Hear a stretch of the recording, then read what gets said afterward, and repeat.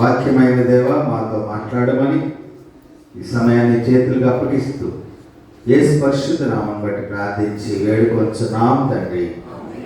దయచేసి కూర్చోండి. మొదలుగా దేవాది దేవునికి వందనాలు స్తోత్రాలు చెల్లిస్తూ చేరవచ్చిన మీ అందరికీ కూడా ఈ ఉదయకాలపు శుభములు వందనాలు తెలియపరుస్తున్నా. దేవుని యొక్క అత్యంత కృపలో ఈ అడ్వెంట్ కాలంలో 4వ ఆదివారంలోనికి మనము నడిపించబడి ఉన్నాం. అడ్వెంట్ ప్రారంభ ఆదివారం నేను మీకు గుర్తు చేశాను. 4 ఆదివారాలు: candle of hope, candle of love, candle of Joy, candle of piece. ఈ ఆదివారము క్యాండిల్ ఆఫ్ పీస్ అంటే సర్వోన్నతమైన స్థలములలో దేవునికి మహిమయు ఆయనకి ఇష్టలైన మనుషులకు భూమి మీద సమాధానం కలుగునుగాక.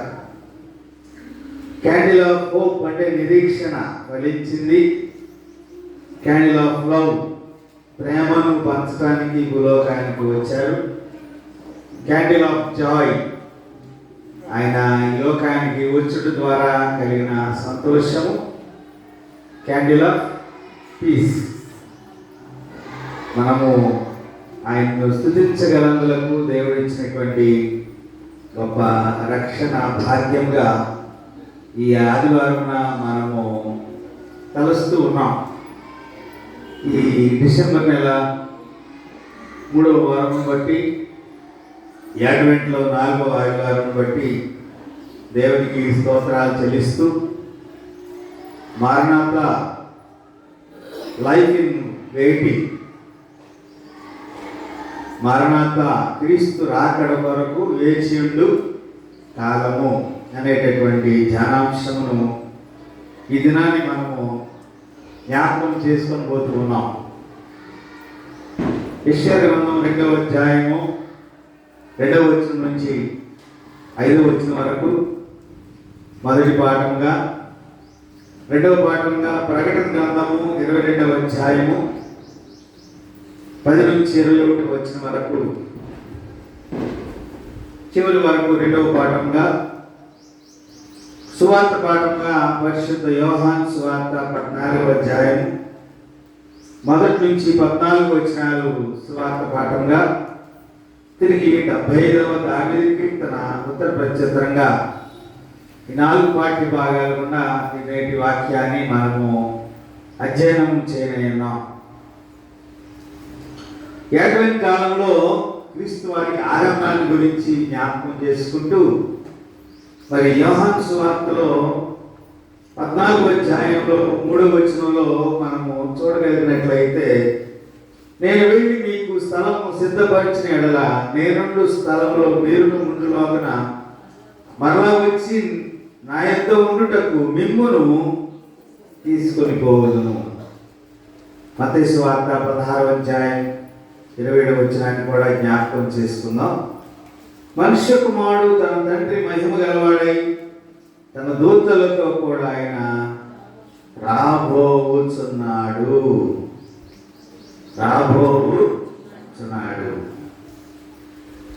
మారనాథా అంటే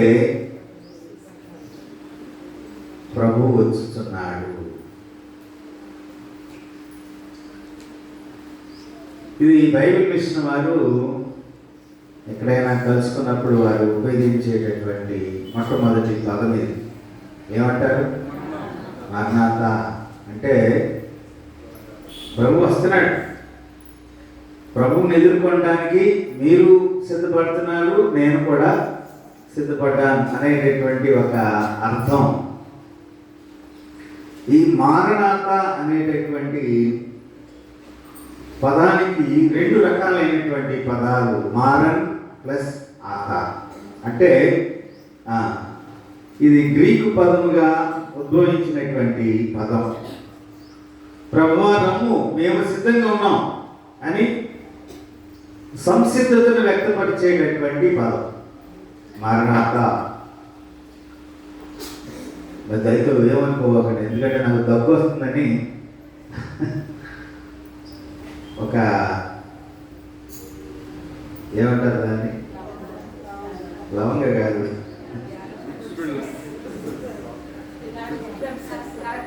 కరక్కాయ ముక్క నోట్లో పెట్టుకున్నాను నేను. నా మాట కొంచెం తేడా వస్తే వేరుగా భావించదు, ఎందుకంటే ఈ కేరళ తిరగటం మొదలుపెట్టిన దగ్గర నుంచి దగ్గు కంటిన్యూగా వస్తూ ఉంది. ఇది ఉంటే రావట్లేదు దగ్గు. అదే ఉద్దేశంతో ఇక్కడికి వచ్చిన తర్వాత కూడా ట్రై చేశారు, ఇది లేకుండా చేద్దామని. ఆరాధన చేస్తూ ఉన్నప్పుడు అంటే కరకాయ జేబులో ఉంటుంది రెడీగా, ఎప్పటికప్పుడు ఉంచుకొని తిరుగుతున్నా. ఆ బాధను గురించి వేరుగా అనుకోకండి. దేవుని యొక్క మహాకృపను బట్టి ఈ ఆగమన ఋతువులో ఈ 4వ ఆదివారమున, ఈ చివరి ఆదివారమున మారణాత అంటే 1 కొరింథీ పత్రిక 16వ అధ్యాయము 22వ వచనమును ఒకసారి చూద్దాం.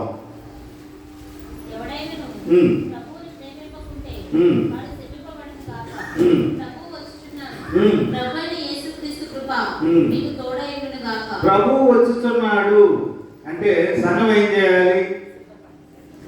ప్రభు వస్తున్నాడంటే మనం ఏం చేయాలి? ఇప్పుడు మనం అంతా ప్రిపరేషన్తో ఉన్నాం.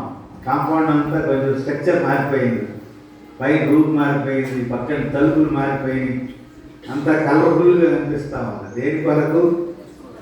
క్రిస్మస్ కొరకు, ప్రభు యొక్క రాక కొరకు.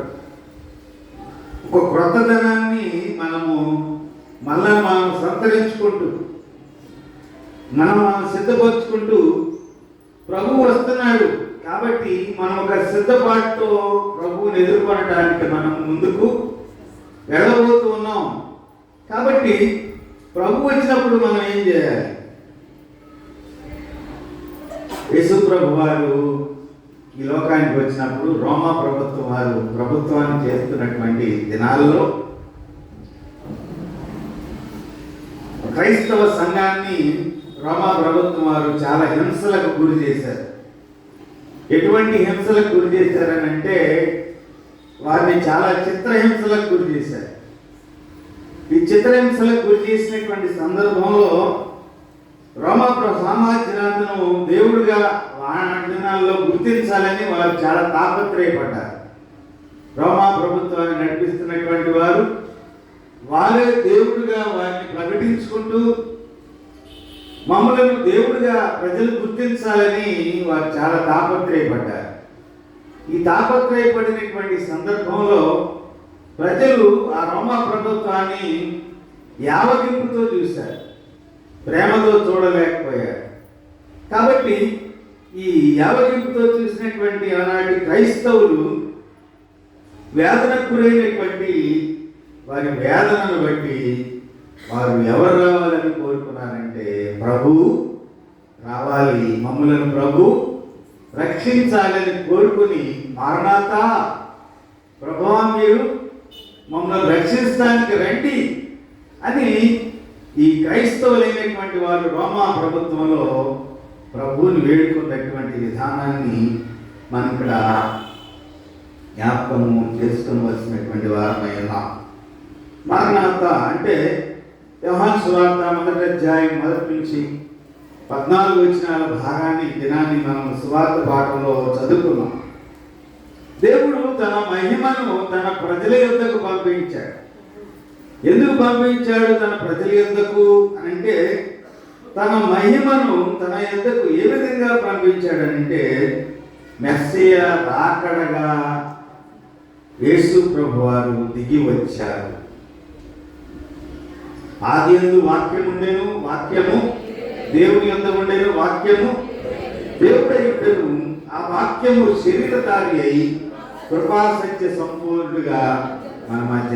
ఈ 1వ అధ్యాయము పెద్ద డాక్ట్రిన్,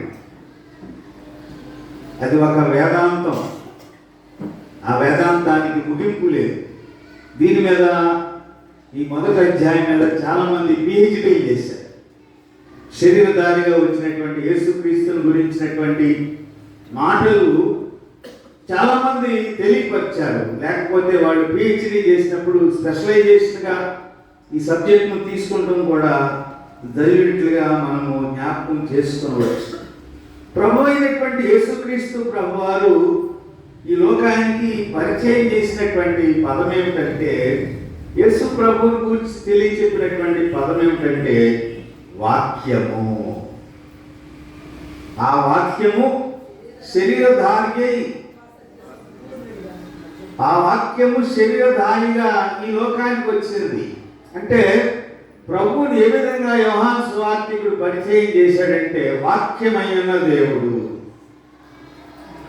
ఆ వాక్యమైనటువంటి దేవుడు ఎందుకు వచ్చాడు అంటే మనలను రక్షించటానికి, ఈ లోకానికి నడిపించబడినటువంటి దేవుడుగా మనం ఇక్కడ జ్ఞాపకం చేసుకోవాలి. అంటే లోగోస్ అనేటటువంటి పదంలో నుంచి ఈ లోకాన్ని సృజించి నడిపించేటటువంటి ఒక చురుకైనటువంటి శక్తి కలిగినటువంటి ఆయన కుమారుడు. ఆదికాండం 1వ అధ్యాయం 3వ వచనంలో మనం చూస్తే ఈ పదం మనకు ఎక్కువగా కనిపిస్తా ఉన్నట్లుగా మనం భావించాలి. ఎందుకంటే ఈ 3వ వచనంలో ఒక మాట మనం చదువుకుంటాం. దేవుడు వెలుగు కలగమని, అంటే దేవుడు పలికినటువంటి పదం ఏమిటండి? దేవుడు వెలుగు కలుగమని వాక్యమైన దేవుడు. ఆయన నోటి మాట ద్వారా కలిగినటువంటి వాక్యమైన దేవుడు. అంటే ఇది యూదుల యొక్క భావన. కొలస్సీ పత్రిక కూడా ఒకసారి మనం చూద్దాం. 1వ అధ్యాయం 15వ వచనం నుంచి. కొలస్సీ పత్రిక. ఆయన అదృశ్య దేవుని స్వరూపి అయి సర్వ సృష్టికి ఆది సంభూతుడై ఉన్నాడు. చదువమ్మా. ఏలయనగా ఆకాశమందున్నవియు భూమి అందున్నవియు దృశ్యమైనవి గాని అదృశ్యమైనవి గాని అవి సింహాసనములైనను ప్రభుత్వములైనను ప్రధానులైనను అధికారములైనను సర్వమును ఆయన యందు సృజింపబడెను. సర్వమును ఆయన యందు సృజింపబడెను. ఎలా సృజించబడినవి? వాక్యము ద్వారా సృజించబడినవి. అంటే ఆయన నోటి మాట ద్వారా సృష్టిని చేసినటువంటి దేవుడు. తరతరాలలో యుగ యుగాలలో జగ జగాలలో దేవుడు దేవుడు చేసే దేవుడు మన దేవుడు.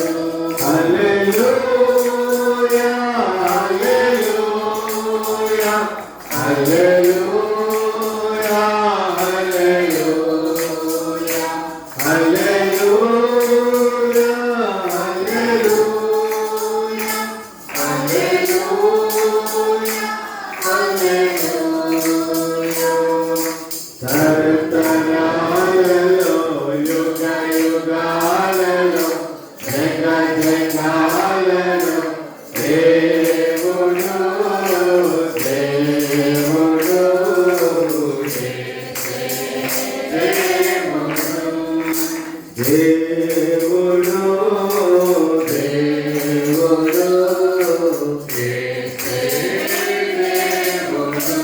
దేవుని స్తోత్రం. హల్లెలూయా. యేసును ఈ లోకము నిరాకరించడం ద్వారా ఆయన గొప్పతనాన్ని నిరాకరించడం కాదు. ఆయన స్వకీయులు ఎందుకు ఆయన వచ్చేందుకు ఆయన స్వకీయులు ఆయనను అంగీకరించలేదు అని బైబిల్ గ్రంథంలో రాయబడి ఉంది. కానీ ఆయన క్రియేషన్ని అంగీకరించలేదని రాయబడలేదు.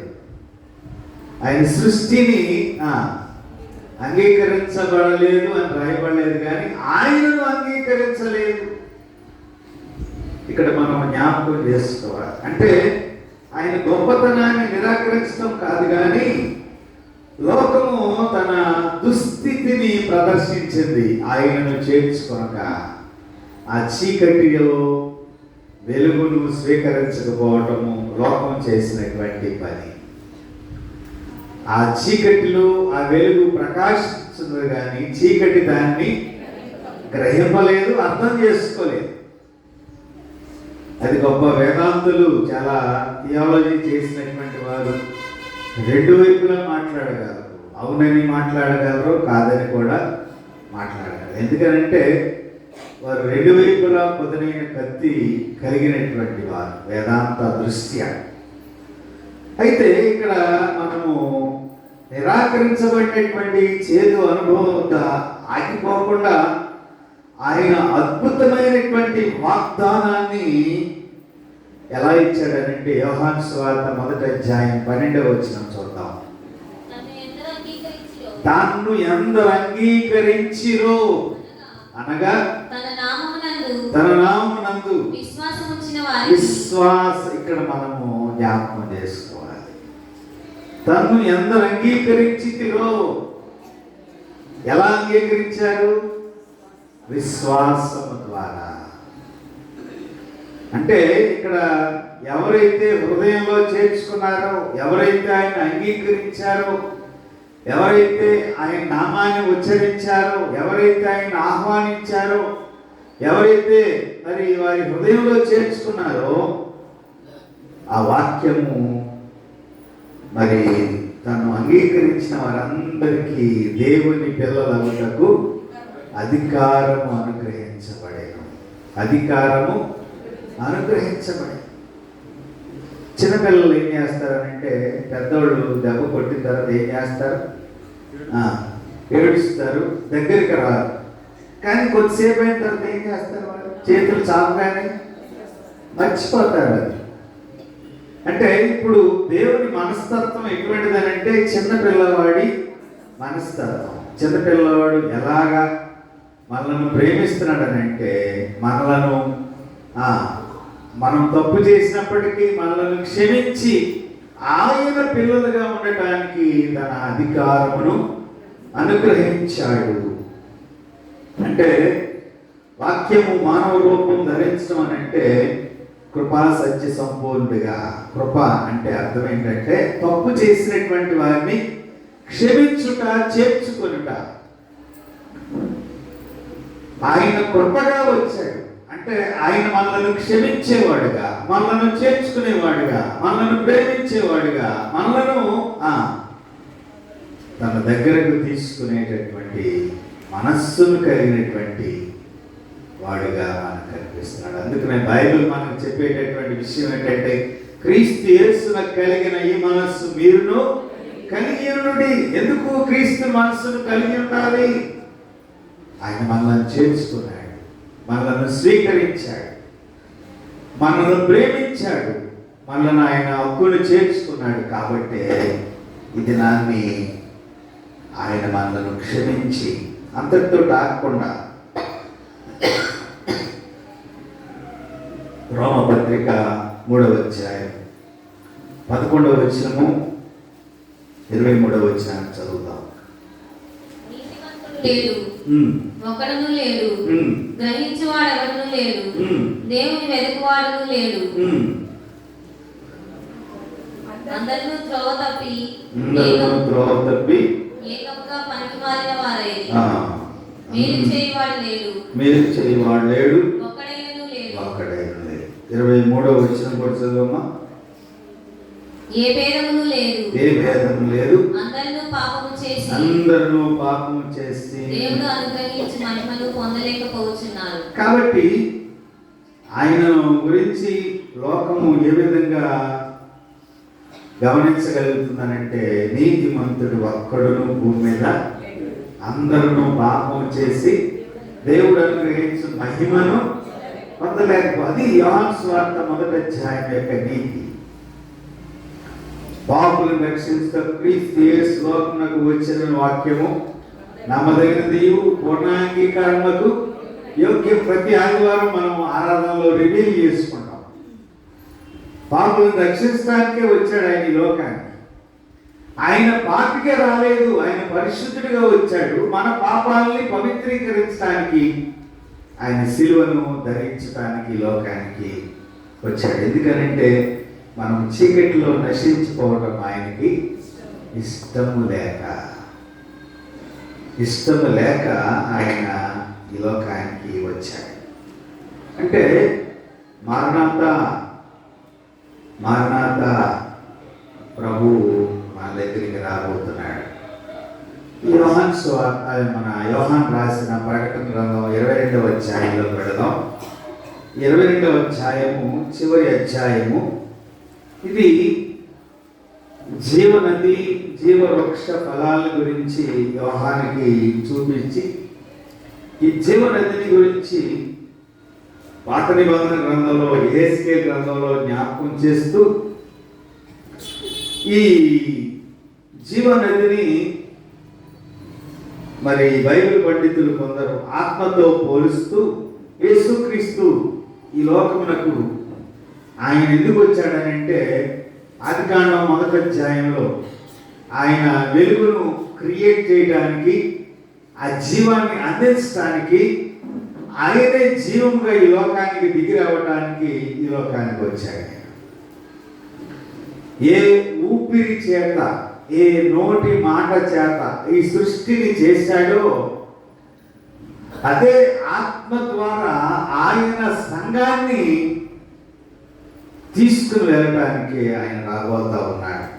అంటే సృష్టిలో, దేవుని యొక్క సృష్టిలో ఒక విశిష్టమైనటువంటి పదాన్ని ఈ 22వ అధ్యాయంలో ఉపయోగించాడు. అదేమిటంటే జీవము. ఆయనలో జీవముండెను. ఆ జీవము మనుషులకు వెలిగించుటకు ఈ లోకానికి ఆయన వచ్చాడు. ఆయనలో జీవముండెను అంటే, జీవానికి మనిషికి దేవుడు ఎంత ప్రాధాన్యత ఇచ్చాడనంటే, జీవము మనిషిలో దేనిగా గుర్తించవచ్చు? ప్రాణం. ప్రాణం అంటే రక్తం. రక్తం యొక్క కదలికను బట్టి మనిషి యొక్క జీవాన్ని గుర్తించవచ్చు. మనిషిలో రక్తం ప్రవహిస్తుందంటే అతను జీవించి ఉన్నాడు. రక్తం ఆగిపోయింది అనుకోండి, నిర్జీవమైన ప్రాణి. అంటే దేవుని యొక్క క్రియేషన్లో ఎక్కువగా మరి మనం గుర్తించగలిగినటువంటిది జీవము. కదలికతో ఉన్నాడనంటే ఆయన జీవించు ప్రాణి. కదలిక లేదనుకోండి, నిర్జీవమైన. అంటే జీవము, నిర్జీవము వ్యతిరేక పదం. జీవానికి వ్యతిరేకమైన పదం నిర్జీవం. అంటే కదలిక లేనిది. కదలిక ఉన్నది ఎవరికనంటే ఆయనలో జీవం ఉన్నది. ఆ జీవం ద్వారా మనల్ని ఏం చేస్తున్నాడు? ఆయన వెలిగిస్తూ ఉన్నాడు. ఆ జీవం ద్వారా మనలను నడిపిస్తూ ఉన్నాడు. ఆ జీవము ద్వారా జీవించు ప్రాణిగా ఈ లోకంలో మనం ముందుకు సాగుతున్నాం అనేటటువంటి విషయాన్ని ఈ 22వ అధ్యాయంలో మనము తప్పకుండా జ్ఞాపకం చేసుకోవాలి. ఈ జీవవృక్షాన్ని గురించి తెలియచెప్తున్నప్పుడు ఈ జీవనది చూడండి ఒకసారి 22వ అధ్యాయం 2వ వచనం మనం చూద్దాం. ప్రకటన గ్రంథం 22వ అధ్యాయం 2వ వచనం. ఉమ్. ప్రవహించుట ఉమ్. ఆ దూత నాకు చూపించెను. ఉమ్. ఆ నది యొక్క ఈవలను ఉమ్. ఆవలను ఉమ్. జీవవృక్షం ఉండేది. జీవవృక్షం అంటే అది నెల నెలకు ఫలించుచు ఆ. 12 కాపులు కాయు. ఉమ్. ఆ వృక్షము యొక్క ఆకులు ఉమ్. జనములను స్వస్థపరచుటకై వినియోగించు. ఉమ్. ఇక మీదట ఉమ్. శాపగ్రస్తమైనది ఏదియు దానిలో ఉండదు. ఉమ్. దేవుని యొక్కయు ఉమ్. గొర్రెపిల్ల యొక్కయు ఉమ్. సింహాసనము దానిలో ఉండదు. ఉమ్. ఆయన దాసులు ఉమ్. ఆయనను సేవించుచు ఉమ్. ఆయన ముఖ దర్శనము చేయుచుందురు. ఉమ్. ఆయన నామము ఉమ్. వారి నొసల యందుండును. ఉమ్. రాత్రి ఇక నెన్నడూ ఉండదు. ఉమ్. దీపకాంతి అయినను ఉమ్. సూర్యకాంతి అయినను వారికి అక్కరలేదు. ఉమ్. దేవుడైన ప్రభువే ఉమ్. వారి మీద ప్రకాశించును. ఉమ్. వారి యుగ యుగములు రాజ్యం చేయుదురు. ఉమ్. కాబట్టి ఇక్కడ మనం గమనిస్తే ఇక్కడ జీవవృక్ష ఫలమును అది నెల నెలకు ఫలించు 12 కాపులు కాయచుండును. ఆ వృక్షం యొక్క ఆకులు జనముల స్వస్థతకు వినియోగించుదురు. బైబిల్లో మనకి ఒక వృక్ష ఫలాన్ని పాత నిబంధన గ్రంథంలో చూపించాడు. ఏంటది? ఆ? ఏంటది అమ్మా?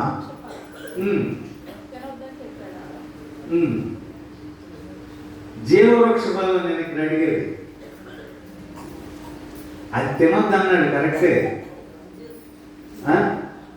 మీ ఇష్టం వచ్చిన చెట్లు చెప్పేసేయండి. పాత నిబంధన గ్రంథంలో ఒక చెట్టుకు స్వస్థపరిచేటటువంటి గుణాన్ని ఇచ్చాడు. దాని ఆకులు అమ్మా ఒలివ చెట్టు, ఒలివ వృక్షము అది పాత నిబంధన గ్రంథంలో మనకి కనిపిస్తా ఉన్నది. ఇక్కడ 12 కాపులు కాసేటటువంటి వృక్ష ఫలము అది ఏమిటి?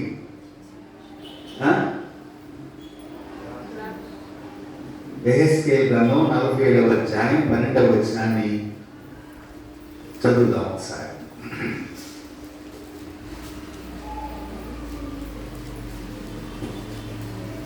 నదీ తీరమున ఇరుప్రక్కల ఆహారమిచ్చు సకల జాతి వృక్షములు పెరుగును. వాటి ఆకులు వాడిపోవు, వాటి కాయలు ఎప్పటికీ రాలవు. ఈ నది నీరు పరిశుద్ధ స్థలంలో నుండి పారుచున్నది కనుక ఆ చెట్లు నెల నెలకు కాయలు కాయను. వాటి పండ్లు ఆహారమునకును వాటి ఆకులు ఔషధమునకును వినియోగించును. ఇది సాధారణంగా మనము బిబిలికల్ నాలెడ్జ్, బైబిల్ వేదాంత పరంగా మనము గమనించగలిగినట్లయితే దీన్ని ఏ విధంగా పోలిక చేస్తారంటే బేబీ టీచర్ గారు చెప్పినట్లుగా ఆది కాండంలో ఏదైనా మనలో ఆదాము అవ్వలు ఏ వృక్షమైతే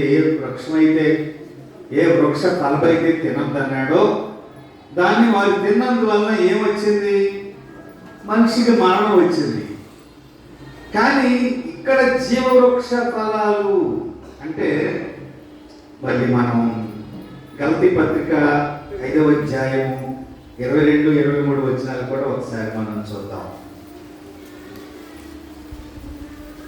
అయితే ఆత్మఫలమేమనగా ప్రేమ, సంతోషము, సమాధానము, దీర్ఘశాంతము, దయాళత్వము, మంచితనము, విశ్వాసము, సాత్వికము, ఆశా నిగ్రహము.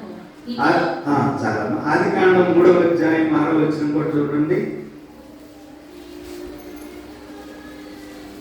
స్త్రీ ఆ వృక్షము ఆహారములకు మంచిదియు, కన్నులకు అందమైనదియు, వివేకమిచ్చు రమ్యమైనదియు నైనది చూసినప్పుడు ఆమె దాని ఫలములలో కొన్ని తీసుకొని తిని దానితో పాటు తన భర్తకు ఇచ్చెను. అతడు కూడా తినెను. అంటే ఇక్కడ ఏదైతే దేవుడు తినవద్దన్నాడో, ఎందుకు తినవద్దన్నాడు?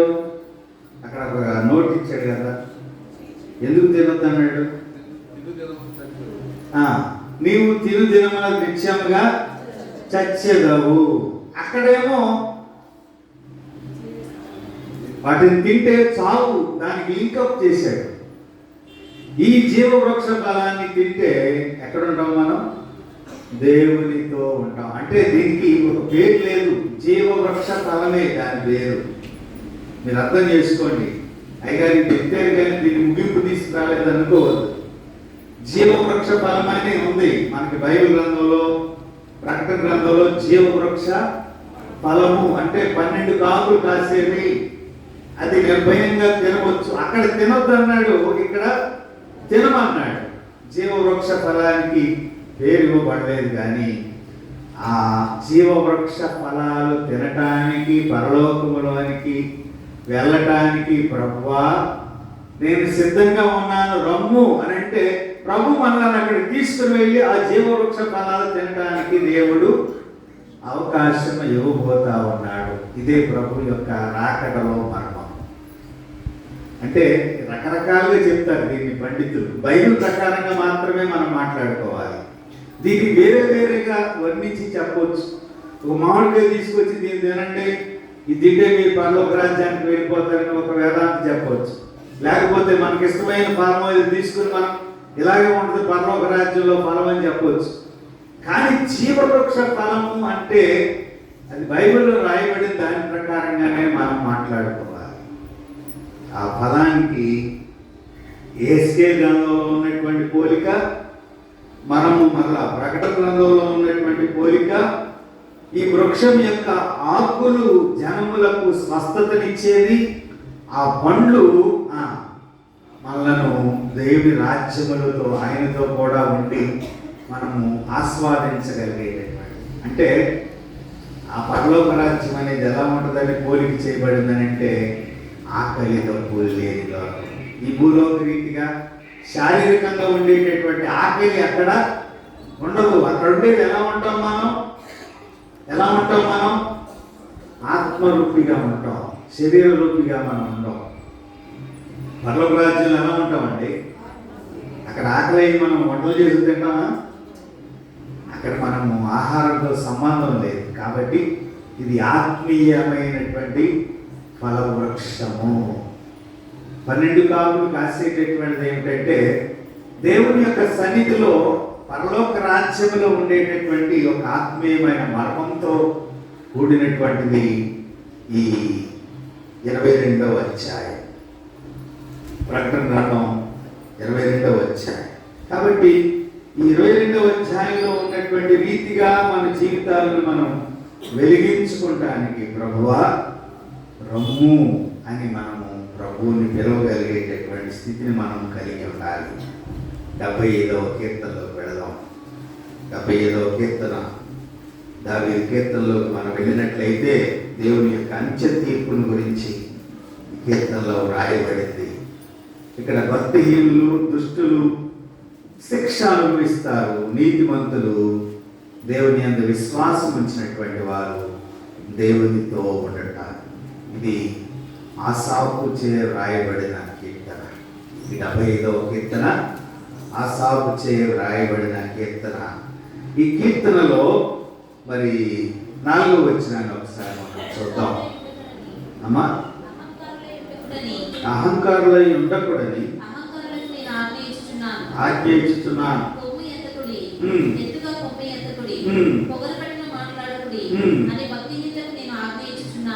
అహంకారుల గురించి ఇక్కడ దేవుడు దావీదు ద్వారా మాట్లాడుతున్నాడు. ఏ విధంగా మాట్లాడుతున్నాడు? అహంకారులకు, భక్తిహీనులకు దేవుడు తీర్పు తీర్చబోతా ఉన్నాడు. భక్తిహీనులకు హెచ్చరిక ఇస్తున్నాడు. మానవులందరికీ దేవుడే కనుక ఆయన తీర్పు తీర్చడానికి ఈ లోకానికి వస్తున్నాడు. ఆయన చేతిలో ఒక పాత్ర ఉన్నది. ఆ పాత్ర ద్వారా, అంటే అది బహుశా ఉగ్రత పాత్రగా మనం ఊహించుకోవచ్చు. అది ఒక ఉగ్రత పాత్రగా ఊహించుకోవచ్చు. దేవుడి యొక్క తీర్పులు చాలా విభిన్నంగా కనిపిస్తాయి. ఈ లోకంలో జడ్జిమెంట్ని మనము కంపేర్ చేసుకుంటూ ఉన్నట్లయితే దేవుడి తీర్పులు చాలా వ్యతిరేకంగా కనిపిస్తాయి. దేవుడి తీర్పులు ఎలా ఉంటాయి అంటే ఆయన అహంకారులను, దుర్మార్గులను, దుష్టులను శిక్షిస్తాడు.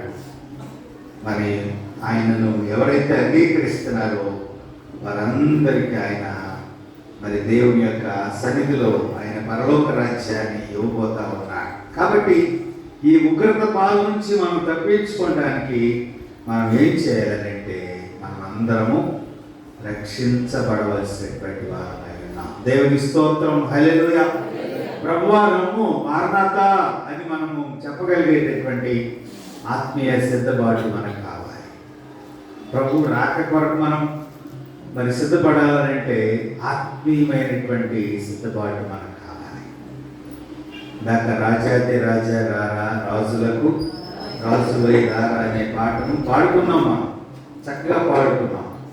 ఆ పాటలోని ఆంతర్యాన్ని మనం గుర్తించగలిగినట్లయితే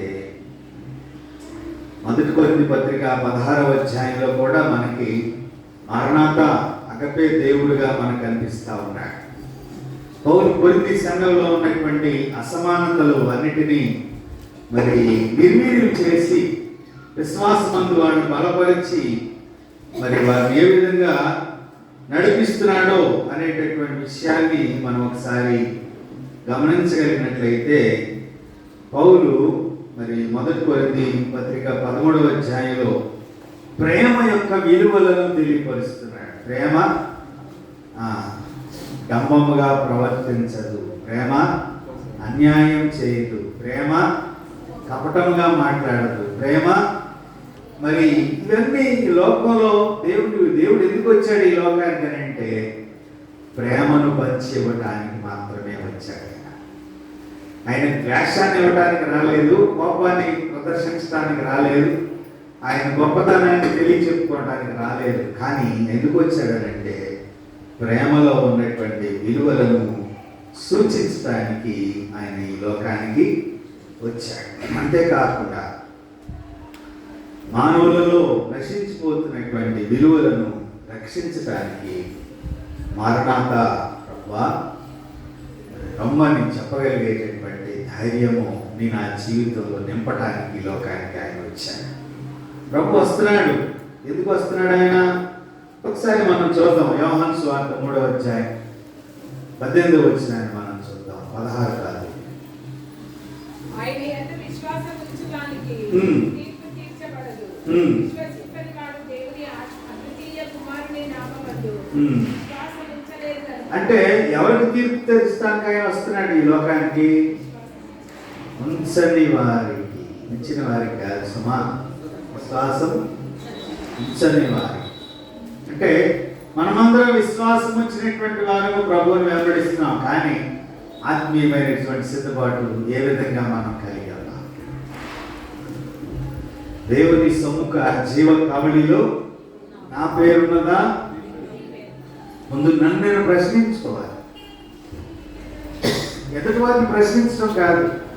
ముందు నేనుంటేనే నువ్వున్నావా నేను అడగటానికి నాకు అవకాశం ఉంది. నేను లేదనుకో నేను అడగటానికి నాకు అర్హత లేదు. ప్రతి ఒక్కరూ అలా ప్రశ్నించుకోవాలి. నా పేరున్నదా? నీ పేరున్నదా? నేనుంటానా? నీవు కూడా ఉంటావా? మనము ప్రభు యొక్క సన్నిధిలో మనము ప్రశ్నించుకోవాలి. సామెతల గ్రంథం 27వ అధ్యాయం 6వ వచనాన్ని చదువుకుని వాక్యాన్ని ముగించుకుందాం.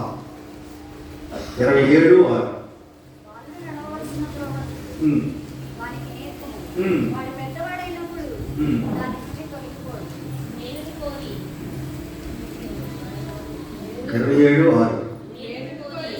స్నేహితుడు గాయము చేయను, మగవాడు లెక్కలేని ముద్దులు పెట్టును, కడుపు నిండిన వాడు. చాలండి. మేలును కోరి స్నేహితుడు గాయములు చేయను, పగవాడు ఎందుకు పెడతాడు? పగవాడు పట్టి ఇవ్వటానికి. ఇస్కరియోతు యూదా ఏం చేశాడు? అంటే కడుపులో ద్వేషం, పగ, కక్ష, కార్పణ్యం మనిషిని ఏం చేస్తుంది? ముద్దులు పెట్టే విధంగా చేస్తుంది. అంటే ఎదటి వారికి మనల్ని పట్టించే విధానంలోనికి. కానీ ప్రభు ప్రేమ ఎటువంటిదనంటే మనము ఆయన్ని ద్వేషించిన, ప్రేమించకుండా ఉన్నా, ఆయన్ని మనం ఇస్కరియోతు యూదాలాగా పట్టించినా మనల్ని ఏం చేస్తున్నాడు? ఆయన ప్రేమిస్తానే ఉన్నాడు. కాబట్టి ప్రభువా రమ్ము అనేటటువంటి మాట మరి ఆనాటి దినాల్లో యూదులు రోమా ప్రభుత్వం వారు శిక్షలు విధిస్తూ, క్రైస్తవులను చంపుతూ, క్రైస్తవుల మీద అనేకమైనటువంటి దుర్భాషలాడుతూ, రకరకాలైనటువంటి పరిస్థితులు కలుగు చేస్తున్నటువంటి ఆనాటి దినాల్లో ప్రభువా రమ్మని ఏ విధంగా మరి ఆనాటి క్రైస్తవులు ప్రభు కృప కొరకు ఎదురు చూచారో మనం కూడా ఈనాటి దినాల్లో మనం ప్రభు యొక్క రాకను స్వాగతిస్తూ ఎదుర్కొనేటటువంటి దినాల్లో మనము ఏ విధంగా ఉన్నామో మనల్ని మనం పరిశీలన చేసుకోవాలి. యెషయా గ్రంథం 2వ అధ్యాయం మనం మొదటి పాఠంలో చదువుకున్నాం. కానీ యెషయా గ్రంథంలో ఈ రానైనటువంటి యేసుక్రీస్తుని గురించినటువంటి ప్రవచనాలే ఎక్కువగా మనకు కనిపిస్తా ఉన్నాయి. ఎందుకంటే యోధాను గురించి, యెరూషలేము గురించి యెషయా ప్రవచనాలు, అంచె దినాల్లో దర్శనంతో కూడినటువంటి ఆలోచనలు మనం గమనించగలిగినట్లయితే మరి ఇక్కడ ఈ 2వ అధ్యాయంలో చాలా విశదంగా మరి యెషయా భక్తుడు జ్ఞాపకం చేస్తా ఉన్నాడు. ఏమని జ్ఞాపకం చేస్తున్నాడు? మరి సమస్త అన్యజనులు, సకల ప్రజలు ఆరాధన స్థలంగా యెరూషలేమును ఎంచుకున్నారు. యెరూషలేమును ఎంచుకున్నప్పుడు ఆ నూతన యెరూషలేములో దేవుని యొక్క రాకకు ముందు అనేకమైన యుద్ధాలు జరుగుతాయి, భూకంపాలు వస్తాయి, ఆటంకాలు కలుగుతాయి. యెరూషలేములో నిషిద్ధమైన దాన్ని తీసుకుని వచ్చి దేవుని యొక్క పవిత్రమైన స్థానంలో పెడతారు. అప్పుడు ఆయన రాకడ వస్తుంది. కాబట్టి ఈ రాకడ కొరకు ఎవరైతే ఎదురు చూస్తారో, అంటే ఇక్కడ ఉద్దేశం ఏంటంటే బైబిల్ ప్రకారంగా మనం జ్ఞాపకం చేసుకుంటే చెదిరిపోయిన యూదులు, ప్రపంచమంతా యూదులు చెదిరిపోయారు. దేని గురించి? యుద్ధాలు జరుగుతున్నటువంటి విధానం బట్టి యెరూషలేములో ఉండకుండా వాళ్ళందరూ ఏమైపోయారు? స్కాటర్ అయిపోయారు. ప్రపంచం అంతా స్కాటర్ అయిపోయారు. నేను గతంలో చెప్పాను, వై క్రోమోజోములతో పుట్టినటువంటి వారు యూదులు. వీరికి మన మామూలుగా ఉన్నటువంటి వారి క్రోమోజోములు కాకుండా ఒక శక్తివంతమైన పవర్ఫుల్ అన్నమాట. అటువంటి క్రోమోజోములతో పుట్టినటువంటి వారు యూదులు. ఈ యూదులను రక్షించడానికి యేసుక్రీస్తు ప్రభువారు యూదుడిగా వచ్చారు. మనము లాలి పాటలో పాడతాం, యూదులకు రాజుగా వచ్చేనోయమ్మ, యూదుల అతని తోడ వాదించిరమ్మ అని మనం ఒక వచ్చిన పాట. నరగొర్రెల మంద కాపరమయ్యమ్మ, గొర్రెల ప్రాణము క్రీస్తు తానమ్మ. కాబట్టి ఈ చెదిరిపోయిన యూదులందరూ మరలా సమకూర్చబడాలి. ఈ సమకూర్చబడిన తర్వాత క్రీస్తు యొక్క రాకడ జరుగుతుంది. ఆయన ఎక్కడ కాలు పెడతాడు? ఒలీవల కొండ మీద ఆయన కాలు ఎడబోతూ ఉన్నాడు. ఆయన కాలు ఎడగానే ఏమవుద్ది? 2 పాయలుగా చీలిపోతుంది. అంటే ఇక అక్కడ నుండి సాతాను ప్రభంజనము, సాతానుతో యుద్ధము, హర్మగెద్దోని యుద్ధము, సాతాను ప్రాబల్యం ఎక్కువైపోతుంది భూమి మీద. కాబట్టి ఇప్పుడు జరుగుతున్న విధానాలన్నీ చూస్తూ ఉన్నాము. ఇవన్నీ దేనికి సూచనలంటే ప్రభు యొక్క రాకడకు సూచనలు. మారనాథ రమ్ము. మనం ఎందుకు రావాలనంటే మరి చూడండి ఒకసారి యెషయా గ్రంథం 2వ అధ్యాయం 6వ వచనం ఒకసారి చూద్దాం.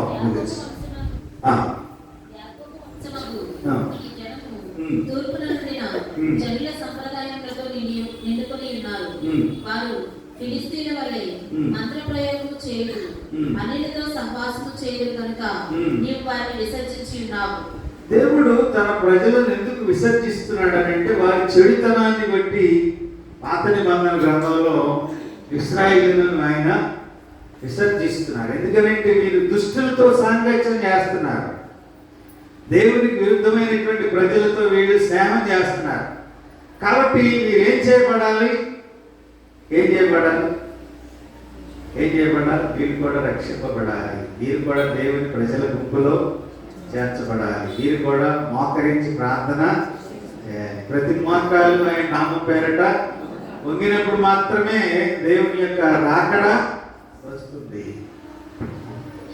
ఇదేంటండి, ప్రపంచ జనాభాలో మనది 4% అండి. వీళ్ళందరూ ఎప్పుడు మారుతారండి అని మీరు నన్ను అడగవచ్చు. రక్షణ కార్యం ఎలా జరుగుతుందనంటే ప్రజలందరూ చూచే విధంగా కలగదు. అది ఒక చాప కింద నీరులాగా రక్షణ వెళ్ళిపోతూనే ఉంటుంది. అనేకులు దేవుడిని తిరస్కరించిన వారందరూ బైబిల్ పట్టుకుని రోజున దేవాలయానికి వెళుతున్నారు. మీరందరూ లెక్కలోకి వచ్చిన వాళ్ళు అంటే లెక్కలోకి వచ్చిన వాళ్ళు కాదు. లెక్కలోకి రాకుండా ఉన్నటువంటి వారు 40% మంది ఉన్నారు. దేవుని స్తోత్రం, హల్లెలూయా. మీరందరూ రావాలి, మనలాగా వచ్చి దేవుడి సన్నిధిలో ఆరాధించాలి. వారికి కూడా వారి యొక్క జీవితాన్ని దేవునికి సమర్పించుకోవాలి. ప్రతి మోకాలు ఆయన నామం పేరట మోకాలి. అప్పుడే దేవుని యొక్క రాకడ వస్తుంది. ఇంకెన్ని తరాలు పడుతుందో ఎవరికి తెలియదు. ఆయన పుట్టి 2025 సంవత్సరాలు అయిపోతుంది. 2025 కూడా ఇంకా కొన్ని రోజుల్లో ముగించిపోతా ఉంది ఈ సంవత్సరం. కాబట్టి రామనాథ ప్రభువా, మేము సిద్ధపడి ఉన్నాం ప్రభు. మీరు అక్కడ కోసం మేము ఎదురు చూస్తున్నాం. నువ్వు నిజంగా వస్తే మేము నీతో పాటు ఎత్తబడి గుంపులో ఉండటానికి మమ్మల్ని బలపరచు ప్రభు అని ప్రార్థిద్దాం. ఆత్మీయంగా ప్రభుని చేర్చుకుందాం. మన యొక్క దేవునికి విరుద్ధమైన కార్యాలన్నింటినీ విస్మరిద్దాం, విడిచిపెడదాం. ప్రభువుని హృదయంలో చేర్చుకుందాం. దండీకరమైనటువంటి దేవుడి రాజ్యం కొరకు మనం అందరము సిద్ధపడదాం. అటువంటి కృపాధన్యత పరిశుద్ధాత్మ దేవుడు మనందరికీ అనుగ్రహించి నడిపించి కాచి కాపాడును కాక. ప్రార్థన చేసుకుందాం. ఎవరైనా ప్రేరేపణ కలిగిన వారు దయతో చిన్న ప్రార్థన చేయవలసిందిగా ప్రేమతో మనం చేస్తున్నాం.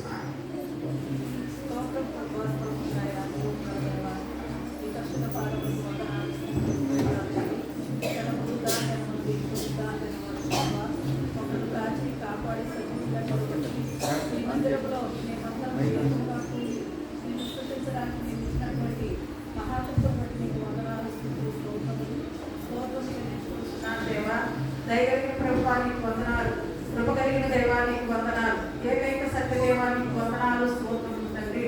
నామములన్నిటిలో పరిణామం కలిగిన దేవానికి వందనాలు, స్తోత్రాలు.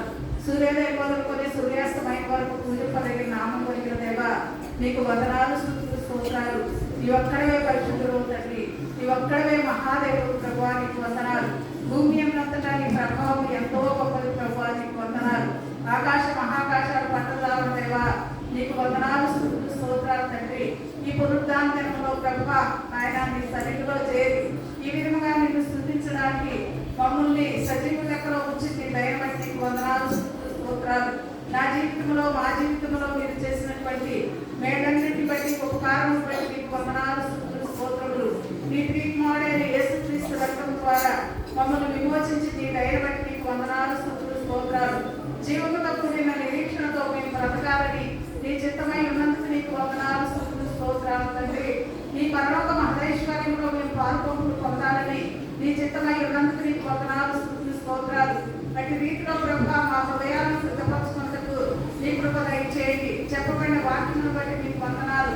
మారణాంత రమ్ము అనేటటువంటి మాటను మేమందరం పలకగలుగుతూ సహాయం చేయండి.